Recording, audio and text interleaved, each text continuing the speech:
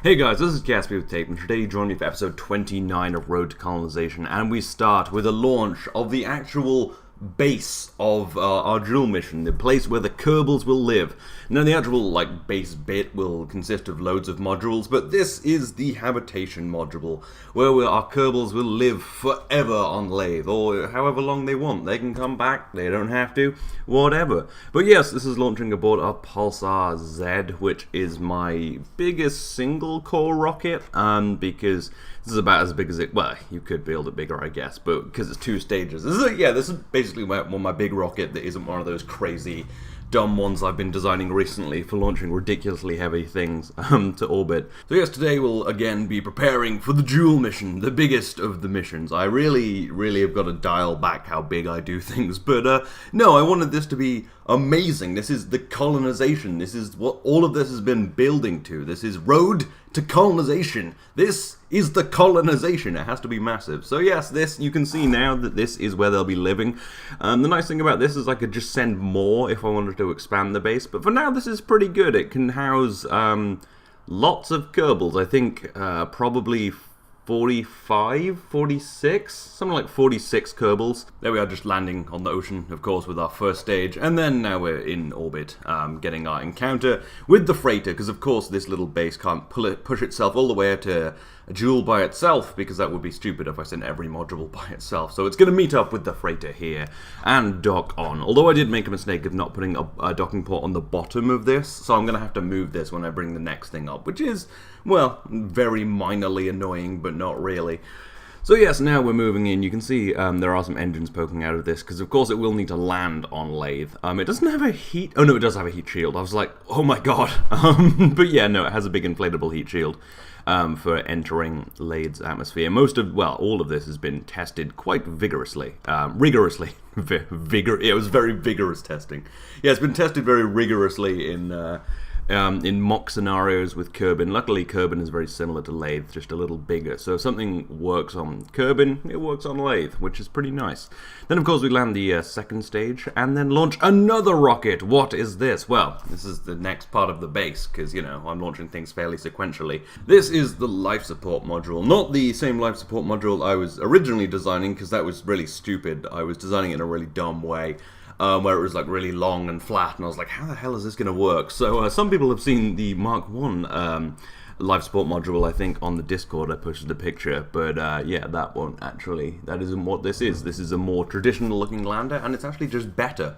And of course, it's launching aboard a Pulsar Y, the slightly smaller version of the rocket we just launched, which has no outer tanks and engines. Oh no, it just has less engines. Anyway, yes, so this of course needs to go into orbit, meet with the Jool freighter, and dock onto the thing. And now you can get a look at it. It's kind of hard to see everything there, but basically it's just a bunch of equipment for, you know, making life support. There's 2 farm modules, 2 algae farms, which I think produce the things we need for the farm modules. There's a bunch of stuff. Obviously there's life support containers, waste containers, CO2 containers, all that kind of stuff. And there we are again, just landing the first stage of the rocket, and then back into orbit. We're going to meet up with the freighter.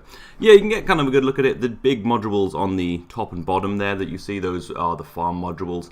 And then there's a bunch of smaller modules on the other sides. You can see on the top right of it, those are the algae modules, the algae farms. And those actually use a little bit of ore, which means our mining operation has to go well, or we won't have life support. Yeah, so basically that is made to produce all the life support we need. Anyway, we've arrived at the Jool freighter. We're just moving the base so that we can put this in front of it and then dock it on, because this has a little docking port on the back. Well, the biggest docking port there is. And there we go, docking nicely onto the freighter. Now these things are pretty heavy, so docking does take a while, hence all of the editing. But yeah, you can get a look that this is kind of covered in modules. It also has some battery packs on the inside, and some waste containers. So yeah, it's very full of things, and I'm actually quite happy with how that came out. It looks quite nice. All of those parts usually are made for like going sort of horizontally on the ground, but I've kind of packed them all into this little module, and yeah, I'm pretty happy with it. So that should mean that our base will be entirely self-sustaining as long as we can get ore to it to produce organics using an algae farm so that we can produce food. It also has a water drill, you know. There's a lot of modules. I can't list them all, but yeah, there are also water drills, so we'll have sustainable water. I think, yeah, I'm pretty sure it should produce all of the things we need. Anyway, then we bring back the second stage, and I get my most accurate landing ever. We actually come back in the complex of the VAB. We land right next to the spaceplane hangar, and I was so happy with this. It would have been nice if it was a first stage, but still, it's really cool to land actually right in the KSC, and we're going to get almost 100% of our money back. Anyway, we actually need to send some fuel up to Odin Station now, because I made a foolish mistake. Last time, I put a bunch of fuel in the mothership thinking that it would use rocket pods to build it, but what I actually did was pump all of the fuel out of Odin Station into the mothership, which means there's no fuel on Odin Station, which is a problem for a bunch of reasons. Partly, those big rocket part containers need fuel to come back and land, so I'm going to have to refuel them. Also, the fuel miner, the fuel shuttle, which goes to Minmus, grabs fuel and brings it back, needs to head out to Minmus to bring some fuel back so we don't have to pay to launch fuel like we're doing now. So, yes, we're just sending this tank up there to get things started again, start bringing back some of those part modules, and send the shuttle out to Minmus to start bringing back fuel. We are going to have to launch some fuel for this mission just because it would take so long to mine all of the fuel because I have so many craft that are massive. But still, it's nice to save some money. Anyway, we of course land the first stage gently on the ocean, and we'll recover that for money, and well, that's about it. Anyway, yes, so now we of course need to meet up with the Odin Station. We launched ourselves into a low orbit because the first stage needed to land, and if we'd gone into a higher orbit, there wouldn't have been time. So we've just boosted up to the orbit of Odin Station, and now we need to set ourselves an encounter in a few orbits' time in the fairly standard way we usually do things. We're ditching that second stage now and just using the onboard fuel and engines to do this because we don't want to bring too much stuff near to the Odin Station because firstly, it makes it a little more dangerous. Secondly, it burns fuel from the second stage, and also, you know, lag. Anyway, after a bunch of maneuvering, which I won't subject you to because there's a lot of maneuvering and docking in this episode, we do arrive at the Odin Station, the extremely busy Odin Station. It's gotten quite packed here since there's all of the vehicles on there. There's an old moon vehicle up there, which is there for some reason. I don't need it anymore, but it is there. There's also all of the rocket pod containers, an old Duna vehicle, the fuel shuttle, the Ares vehicle, which takes people from orbits to other orbits. You know, there's a lot of stuff here, so it's getting a little packed. Anyway, now we're starting to fuel up the rocket part containers. That takes about 20 minutes because of lag and the amount of little fuel tanks inside here, which is extremely annoying. So, yes, anyway, it's all fueled now and full of a little monopropellant and all of that stuff. So now we're just going to send it back and see how well this re-enters. Because I have no idea. These rocket part containers, don't know how they stand up. Do they have good drag? Do they have good heat resistance? I didn't put any heat shields on it because mass. So, yeah, this is going to be test 1. And hopefully this will go well so that we can bring back the rest. Anyway, so I'm fine-tuning here just my periapsis so that I do come in fairly shallowly so that I don't like hit the atmosphere too hard and burn up. Because these are about 100 grand each, which I need that back to make this whole thing viable because we're burning through money quite quickly.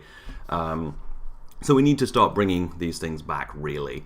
I think we would be fine if we left them, but still it's nice to have, you know, some money once this mission heads off. And yeah, this is the whole reason it was cheaper to launch the rocket parts to build it in orbit than just to launch the mothership itself, because we can bring it back, although having to send up fuel to the mothership is going to...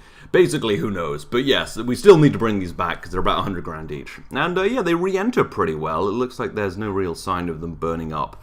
All of the engines are fine, the tanks are fine, even the solar panels are fine, which often do burn off in re-entry, although those are the fairly durable ones. But yeah, it's standing up really nicely. It's got a good amount of drag, and it looks like it will land somewhere in the ocean. Pretty far from the KSC, but we can fine-tune that. Here I'm just using a little bit of RCS to try and slow myself down a little bit more.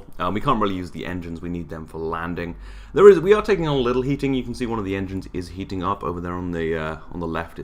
the overheating gauges popping up. But yeah, nothing too bad. Going through transonic, it does flip sideways, which does slow me down more, so it's no real problem. Then we pull the chutes, and it should hopefully land. The engines are needed because this is too heavy to land really just on chutes. So yeah. Hopefully I'll be able to time that well. We get down now, fire up the engines when we're very close to the ocean. We don't want to burn off fuel too quickly, oh well, too early even. And yeah, so we're going to go into one time speed to watch me attempt to land in the dark on the ocean. It is very dark now. However, I do throttle down just too early and we slam into the ocean and lose the vehicle. Still though, we do know that it can survive re-entry, and next time hopefully we'll have a better chance of landing. We also bring back the second stage of that fuel thing, of course, because we need it. And yeah, this one lands much more successfully as I'm very used to landing these things. Those rocket part containers are a bit just very big and hard to maneuver and land and things, so yeah, it's not the easiest thing to do, but in the future hopefully we'll be able to land the next 3. Anyway, now we need to fuel up the fuel shuttle, which also takes a while, and then send it on its way to Minmus to get some fuel, because we have a bunch of ore sitting on the station which we put there a while ago to complete a mission, and I haven't turned that ore into fuel yet, so we don't even have to go and land to get this fuel. The mine is still docked to the station, so we can use its IRSU, which is the In Situ Resource Utilization Unit, something like that. Anyway, so that will allow us to turn the ore into fuel, of course, and then we'll bring it back using the shuttle. And without even landing, it means we'll be even more efficient in our missions. Anyway, we're just lining up with our maneuver now. Hopefully we won't be pointing at the station when we get around the planet, because we don't really want to break the Odin station. It's quite expensive and filled with our hopes and dreams. Well, filled with the rocket parts to make our hopes and dreams, because we could still build some more vehicles using it, because we still have a bunch of rocket parts on there. Anyway, we fly past it rather blistering speed and head on to Minmus. And after a while burning, our apoapsis extends, and we will hit Minmus. We are going a little fast, actually, though, because I didn't take into account the plane change will accelerate us, because maneuver nodes do it kind of stupidly. So we will actually get there in only like 4 days, but it will require a little more fuel. But it doesn't matter too much, because there's tons of fuel over at the station. We get this annoying texture glitch from Scatterer, so I have to do a bit of a quick save and a quick load. But yeah, anyway, so we've got our plane change all locked in there. Just gotta warp a few seconds and then fire up the engines once again so that we will fly right past Minmus and past the station. Well, hopefully not past the station, hopefully right to the station. And then we can grab the sweet, sweet fuel that we so desperately need, because I don't want to have to pay to launch all of it, because I don't want to bankrupt my space program. And there's a very expensive module launch coming fairly soon, so it would be good not to have spent all of our money on fuel. Anyway, this should get there fairly soon. We'll just leave it and launch things in the 4 days it will take, because, well, might as well. I don't really put a time between launches like I used to. I used to launch every 7 days, but now I just launch all the time, because it's just easier when you're building something this big. Anyway, so the next thing we're launching is the transport for the SSTOs, which will be going out to Lathe and will act as our Lathe surface to Lathe orbit transport vehicles. And they will be taken by this fuel shuttle looking thing. So someone did suggest that I make SSTOs that just fly right to Lathe, but that will be a bit of an exercise in futility, because I need this vehicle anyway. This transport vehicle will become my fuel shuttle. When I get to Jool, it will take fuel from Bop, where my mining operation will be, to Lathe, where the base will be. Also, if I were to make the 2 planes go all the way to Jool by themselves, that would mean I'd have to do 3 flights instead of 1. And also, when they got there, they'd be less capable because they were carrying nuclear engines and stuff. So yeah, that's my reasoning of actually taking them on this transport craft. Just convenience, and it also makes everything better, and there's no reason not to, because I need this to go there anyway. So yes, this little 4-core version of my very heavy lift vehicle, which some guy keeps saying that isn't very heavy lift, but the point is that it's reusable, which makes it quite difficult. It's easy to get any mass into orbit, you just build a bigger rocket, but making it reusable is the challenge. Anyway, so yes, this is the 4-core variant. I've been using the 8-core and 2-core, no, 6-core and 2-core so far. And yes, anyway, so now we're deploying our big payload. We've got to detach that nose cone, deploy our solar panels, fire up the engines a little bit just to get away from the rocket, and deploy the nose cone. Anyway, and then shut down some engines, do our deorbit burn, and deorbit. We do our standard thing, deploy the air brakes, fire up the engines occasionally to limit heating. This actually re-enters much more nicely than the 6-core variant, because the 6-core variant actually has taller fuel tanks, so it has a higher mass-to-drag ratio, whereas this has slightly shorter fuel tanks. So it slows down a little more easily, and this has a ton of fuel for slowing down anyway, so all is good. And yes, so there we go. It gets through the atmosphere fine and lands in the ocean just behind the KSC continent. And yeah, but next we need to launch the SSTOs for that vehicle. So we fire up our Nighthawk 4, which is a variant of our Nighthawk aircraft. Basically, we've done a bit of SSTO stuff in this series, not much really. But this is basically just an extended version of the one I did use for a while. It's a little bigger, has a little more fuel. It has a cargo bay and a docking port and a crew container and a probe, which has been all added to the front to make it much longer. That all is just useful because firstly it needs to fly autonomously right now and maybe in the future. It needs the crew tank to take crew to and from Lathe. More than just 2 at a time would be good. And the cargo bay is just obviously for taking things down like life support and ore and things that we may need down there. And it also has the addition of a couple of parachutes at the front and 4 landing legs at the back. This can actually land vertically on its tail on some landing legs if it needs to, because Lathe is has very uneven ground. There's pretty much no flat ground on Lathe. So there's a pretty good chance that we may actually have to land vertically. It may land on its wheels as well, but it basically just has options, because we don't want to crash this because we're only sending 2. So if we lose both of them, then everyone's stuck on Lathe. Now I picked planes instead of a traditional lander because I'm going to have to be very precise at landing every time with this, because I can't really expend fuel to get down to the surface because there's going to be no way to fuel up on the surface. It's basically got to go down from this from orbit of Lathe to the base with using basically no fuel. So yeah, that's why I picked planes. Anyway, as we arrive at the transport craft, I realize the docking port goes upward, not downward, which means the tailplane's getting in the way of me docking, and even after I try and kind of force it together, it doesn't really work. So I'm actually going to have to dock perpendicular to this, which is going to look crap. It would have looked so good if they'd all docked kind of parallelly to the, if both the planes are docked parallel to the craft, but we're going to have to go perpendicular for convenience, well, for possibility, without me having to relaunch a whole new plane. So yeah, it looks a bit shit, but it'll basically work. And then we launch the next one, which is just exactly the same, because we're launching 2, because 2 is better than 1. If I crash 1, we'll have another. And we'll just watch the cliff notes of this flight, since this episode has been so full of launches, and we did literally just see this exact mission. So yeah, here's all the things that an SSTO does. It goes fast, and then it goes up, and then it sets on fire, and then you switch over to other engines. Then you propel into orbit, then you get into orbit, then you arrive at your destination, and you slow down and you dock. I should have edited it properly so that it all just matched up with my sentences, but yeah. And this, of course, we'll just have to dock the other way like this so that it's all balanced. I really hate how this looks. In my head, it was so cool. They were like lying on the body. I should have put the docking ports in the right place, but I didn't. But it's fine. The planes will get there. It doesn't matter too much. Anyway. So the final component is the miner, of course, which will sit on BOP and mine fuel. And instead of launching it, I'm going to build it with all the rocking parts. all the rocket, they're like rocking chair parts. No, of course, we will be using rocket parts to build our rocket, because we have a bunch of rocket parts left over at the station. So we're going to use them to build the miner, because no need launching it if we can just build it. I could have built some other things, but I didn't bother building anything that was mostly fuel tank like that.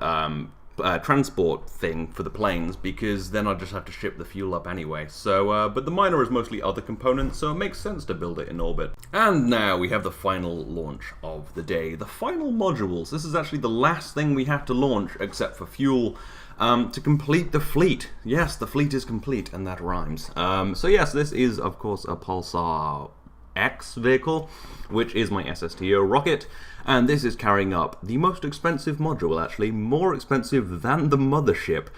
These are the Lathe power modules. Why are these so expensive, Tape? Well, because batteries are actually really expensive in KSP and in real life, hence Tesla's being so goddamn expensive.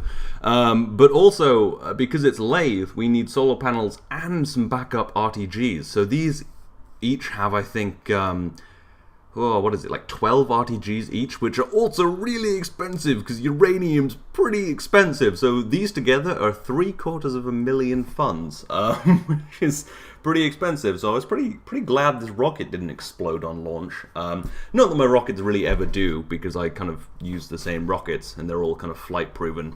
I've actually never lost a Kerbal in this series. Right, my rockets are great. I have had some rockets fail on me, but never with Kerbals on board, or at least they escaped. I don't really remember. There's been a lot of episodes. Anyway, so yes, the power module goes and gets over to the freighter, which is carrying the base parts out. And yeah, these are the final parts of the base. These, of course, will provide power, and they have redundant power for the night and when the sun is low in the sky or blocked by moons or Jool. But it does make them exceedingly expensive. Those batteries are pretty massive, those little battery packs. And the RTGs, of course, pretty expensive as well. So yes, we get this all docked on, and our fleet is complete. We just need to fuel it up next episode, and then send it all to Jool, all of the spaceships. Of course, we also need to complete work on the miner on the station, but yeah, that's everything. So yes, it's been a pretty packed episode of a lot of launches. I hope you've enjoyed it. We're of course just landing that rocket right now on the grass. But yes, I hope you are still looking forward to the Jool mission. It will probably be departing the episode after next. Next episode there will be, well, we've pretty much got to fuel up the whole fleet now, and also send up crew and extra little parts for the crew to use. So whenever I send a mission, I use the Kerbal attachment system to send a bunch of extra solar panels and batteries and all of that kind of stuff, just so if something goes wrong, we can, maybe fix it.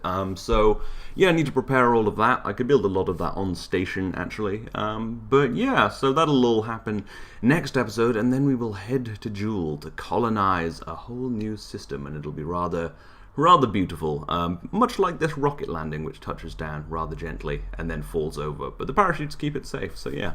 Anyway, I hope you've enjoyed this. This has been episode 29 of Road to Colonization. I will see you next time.